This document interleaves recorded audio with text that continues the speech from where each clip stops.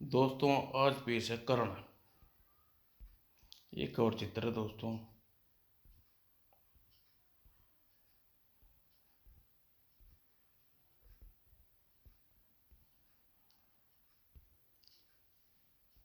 यादव वंशी राजा कुंती भोज के कोई संतान न थी, अतः उन्हें अपनी भतीजी पृथा को गोद ले लिया और उसका नाम रखा कुंती।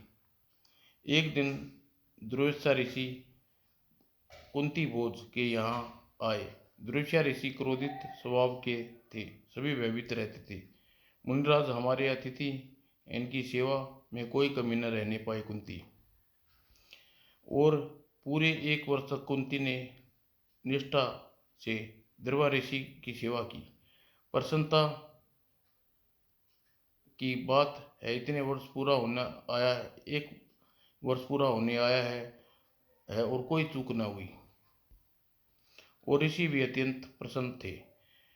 मैं तुम्हें एक मंत्र देता हूँ, जिसे तुम देवता को चाहोगी, आह्वान करोगी, वह देवता अपने समस्त गुणों वाला पुत्र तुम्हें प्रदान करेगा।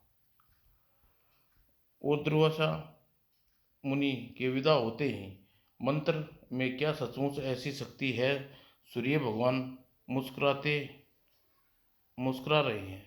मैं इन्हीं को आह्वान करती हूँ। और मंत्र सिद्ध हो गया था। तुम्हें मन चाहे पुत्र की प्राप्ति होगी।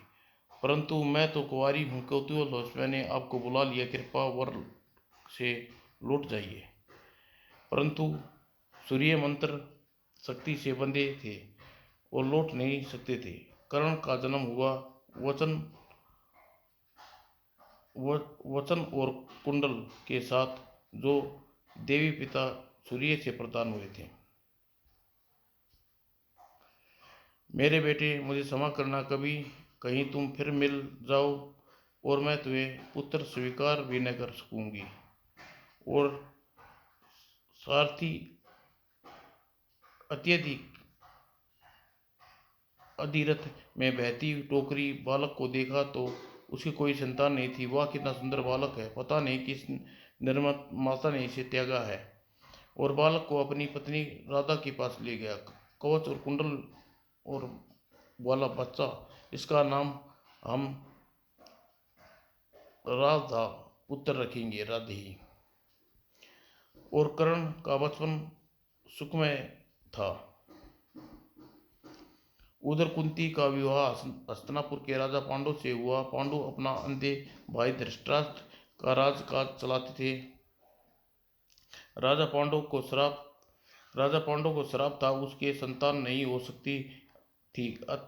इसलिए अपनी दोनों पत्नी कुंती और माधुरी को हिमालय पर्वत पर ले गई।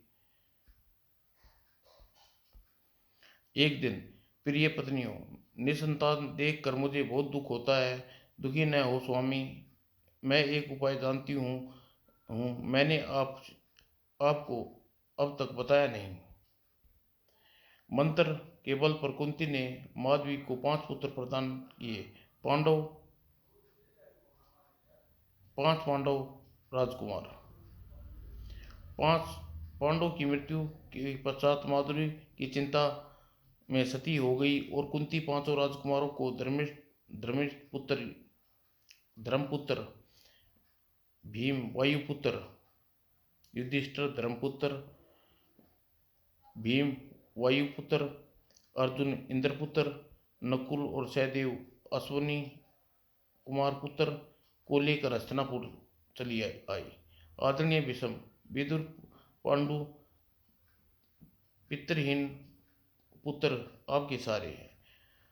पांडु राजकुमार, पांडु उत्तराधिकारी हैं, कौरव के चचेरे भाई हैं। इनके साथ इनका लालन पालन किया जाएगा।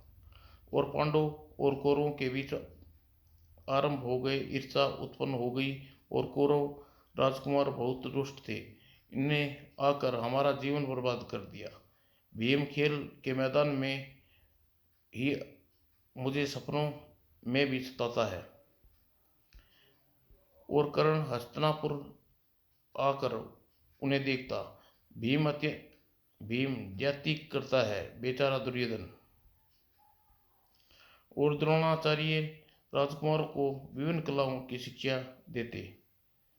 अर्जुन, मैं कोई भी अर्जुन की बराबरी नहीं कर सकता। एक दिन ये पांडव राजकुमार हम पर राज करेंगे। और कर्ण देवाचार्य का शिष्य हो गया, परंतु कर्ण भी द्रोणाचार्य का शिष्य हो गया, किंतु ये अर्जुन के साथ पक्षपात करते हैं, मुझे उससे आगे नहीं आने देते। बस गुरु, मुझे ब्रह्मास्त्र सिखाइए। ब्रह्मास्त्र केवल ब्राह्मणों और कुलीन क्षत्रियों के लिए है। मैं तुम्हें सारथी पुत्र हो, तुम्हें अयोग्य उपयोग नहीं कर सकते। कर्ण को ठेस पहुंची। कहते हैं परशुराम क्षत्रियों के शत्रु हैं और ब्राह्मणों के वेश बनाकर अपने पास उनके पास जाऊंगा, वे अवश्य ही शिष्य बना लेंगे। कर्ण जब परशुराम के आश्रम पहुंचा, मैं ब्राह्मण पुत्र हूँ, मुझे अपना शिष्य स्वीकार करिए। आओ पुत्र, हर होनहार युवक जो क्षत्रिय न हो मैं शिक्षा दूंगा। जो क्षत्रिय न हो मैं उसे शिक्षा दूंगा। और वर्ण के कपट का सहारा लेना पड़ा। कर्ण को कपट का सहारा लेना पड़ा और परशुराम अपने होनहार शिष्य से बहुत प्रभावित थे। अब तुम शस्त्रों के श्रेष्ठ हो, ब्रह्मास्त्र की शिक्षा लेने योग्य हो। एक दिन पर परशुराम कर्ण की गोद में सिर रख के सो रहे थे। आह, कीड़ा बुरी तरह काट रहा है, किंतु गुरुदेव अपनी निंद्रा भंग नहीं करूंगा, सोए रहने दीजिए। और कर्ण घाव से रक्त बह निकला, परंतु वह हिला तक नहीं। और मुनि की निंद्रा टूटी, उसने लहू देखा। तुमने मेरे साथ कपट किया, किसी और के लिए केवल क्षत्रिय ऐसी पीड़ा झेल सकता है। तुम सच बोल लो। कर्ण सच बात बता दी। मैं सारथी अधिरथ का पुत्र सूत पुत्र हूँ, मुझे क्षमा कीजिए। और मुनि राजक्रोध में कर्ण को श्राप दिया। तूने गुरु के साथ छल किया है, अतः तेरी विद्या आवश्यकता के समय तेरे काम नहीं आएंगी। और कर्ण हताश होकर चला गया जिधर उसके पांव ले चले। अचानक एक पशु भागता हुआ आया और कर्ण ने बिना विचार किए ही बाण पर वार किया। और जो ही वह मृत पक्षी पशु की तरफ चला, एक ब्राह्मण ने उस पर बरस पड़ा। पापी, तूने मेरी निर्भीक गांव को मार डाला। उसने कर्ण की एक न सुनी और श्राप दिया। जब तू अपने रक्षा करने में असमर्थ होगा तभी मारा जाएगा, जैसे तूने मेरी गाय को मारा।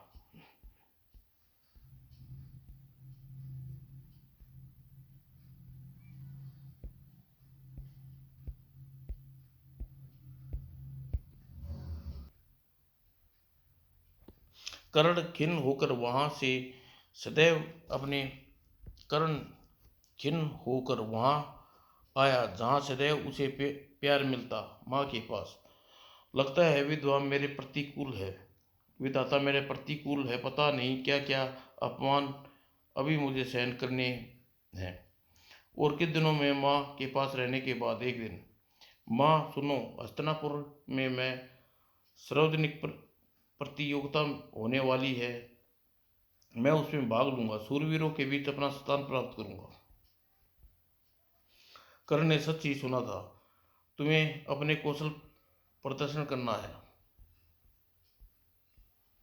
और बड़े बूढ़े परमार्थ ने प्रतियोगिता का दिन निश्चित किया और अपने प्रदर्शन में अर्जुन सहज ही प्रतियोगिता में विजयी हुआ। अचानक कौतूहल मचा, सबकी दृष्टि द्वार पर जा टिकी। एक व्यक्ति ने प्रवेश किया, वह कर्ण था। अर्जुन सब कर्तव्य उसकी कर दिखाए। अर्जुन के सब कर्तव्य उसने कर दिखाए। धन, शाबाश, वाह वाह। और दुर्योधन हर्ष से भर गया। आओ वीर, स्वागत है, आज तुम यहाँ आए, हमें यह हमारा सौभाग्य है। बोलो क्या पुरस्कार दिया जाए। दुर्योधन के इस स्वागत के बाद कर्ण गदगद हो उठा। राजन, मुझे आपका प्रेम बना रहे तथा अर्जुन का मुकाबला करने का अवसर दिया जाए, स्वीकार है। अर्जुन तैयार होने लगा, तभी कुरु भवन से एक शिक्षक ने आगे आकर पूछा, तुम कौन हो?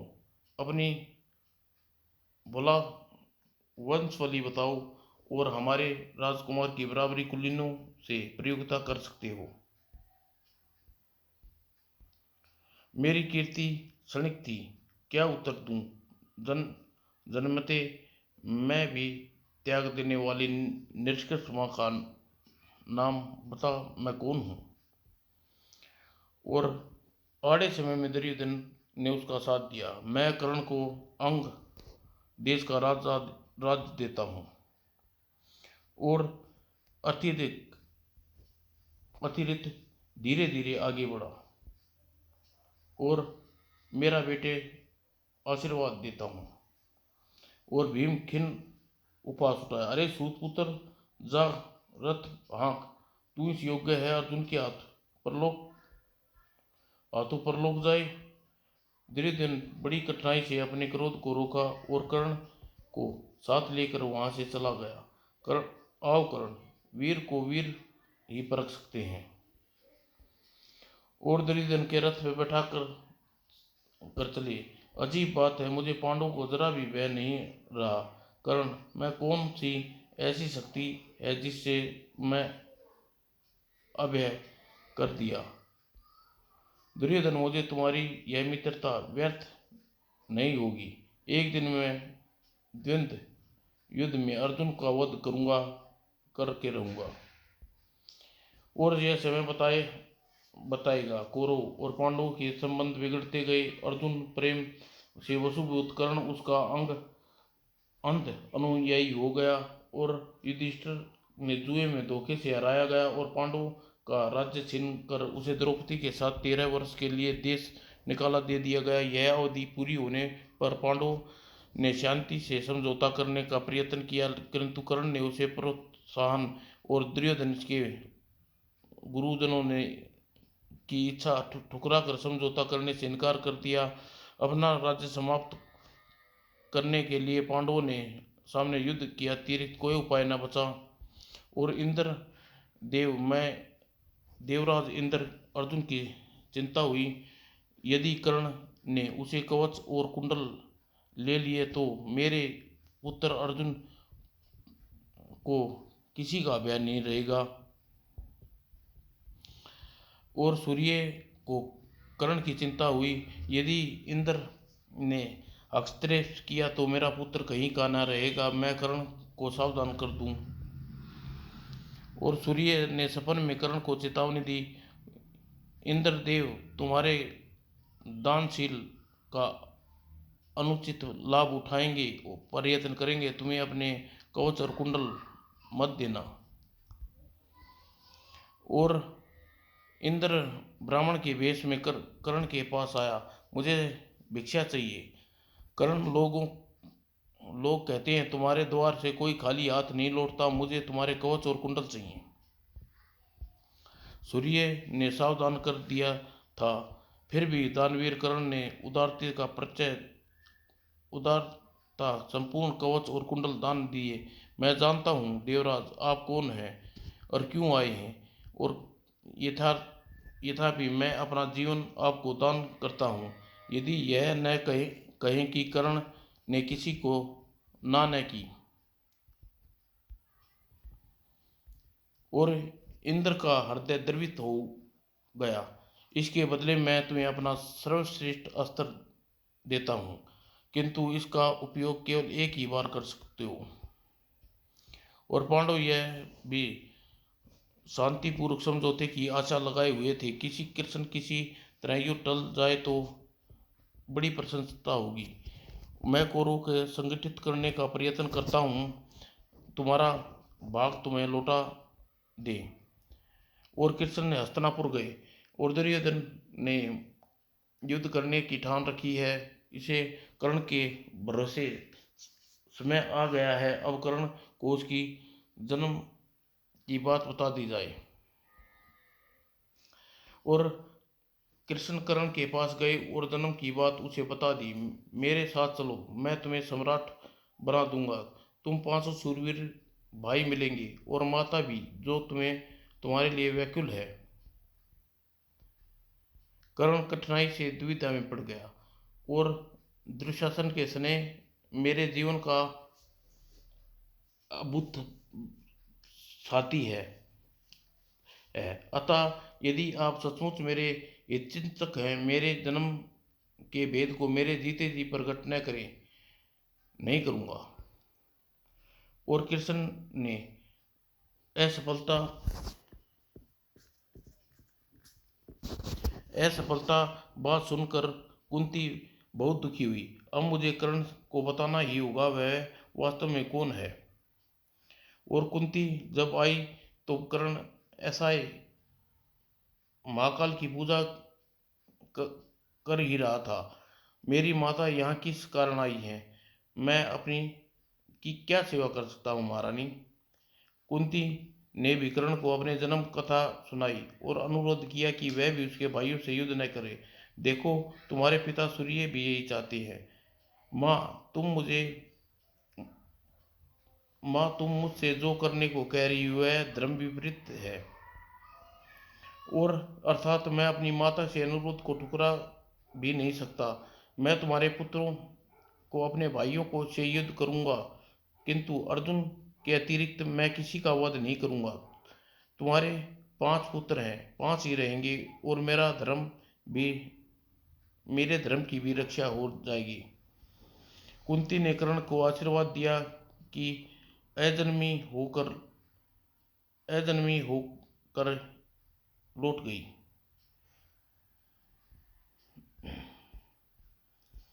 और भीष्म कौरव सेनापति बनाए गए।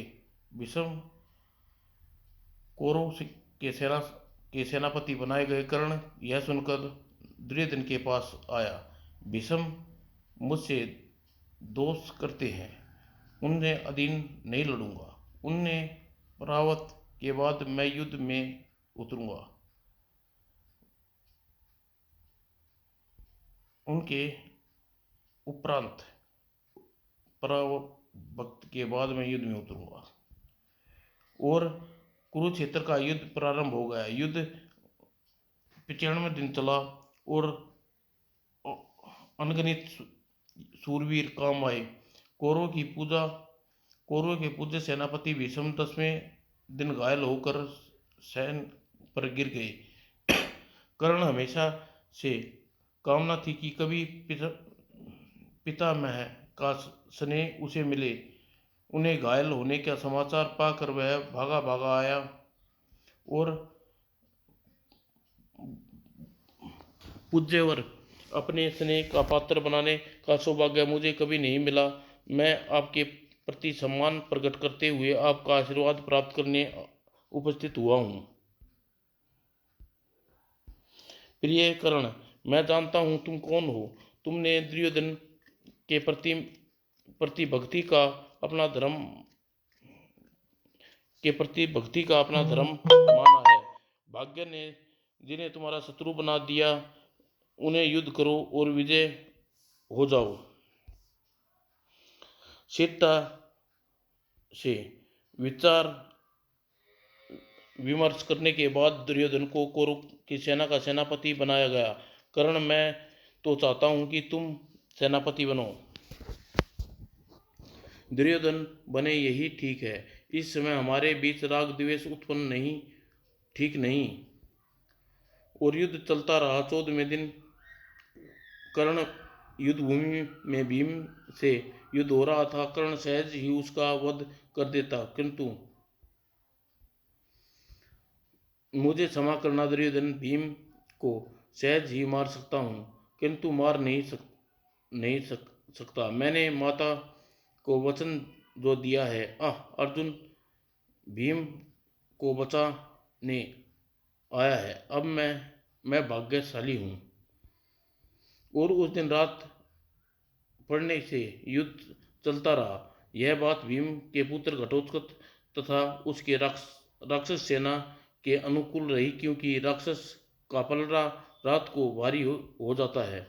ओह, उसे तुरंत मार दो कर्ण, अन्यथा हमारी सारी सेना का नष्ट हो जाएगी।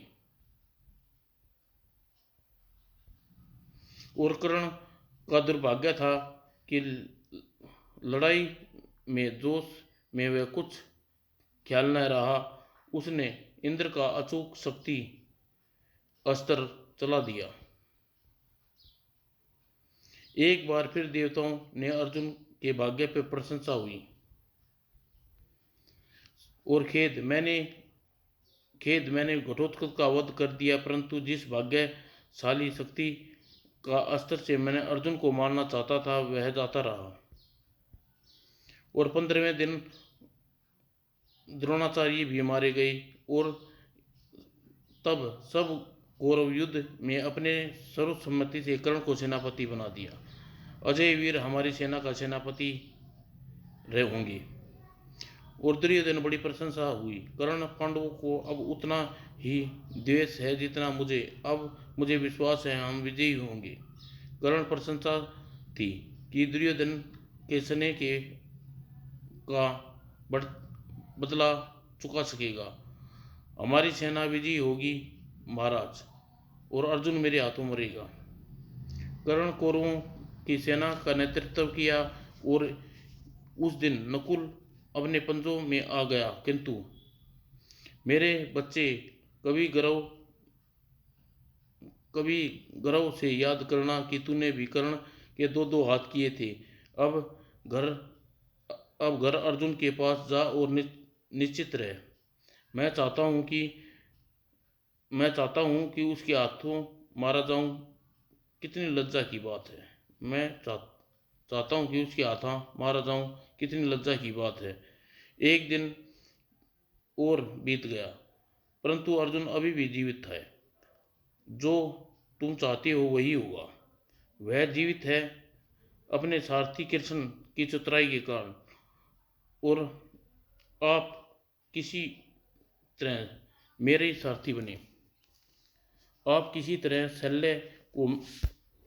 शल्य को मेरा सारथी बनने के लिए राजी कर दें, और हमारी विजय निश्चित है।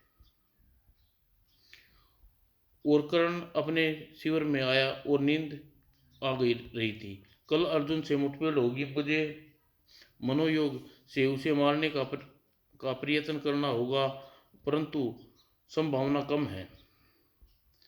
वह बेचैनी में से करवटें बदल रहा था। रात वो परेशान थी। कल मैं युधिष्ठिर से लड़कर उसे प्राण दान देने का भी प्रयत्न करूंगा। माँ कुंती को ज्ञात हो जाना चाहिए कि मैंने अपना वचन का पालन किया। माँ की ममता के लिए इतना व्याकुल था कि माँ राधा और दुशासन महान ने अपने अपार स्नेह मुझे दिया, पर उनकी अमूल्य छाती है। वो यह विचार करते करते अंत में नींद आ गई।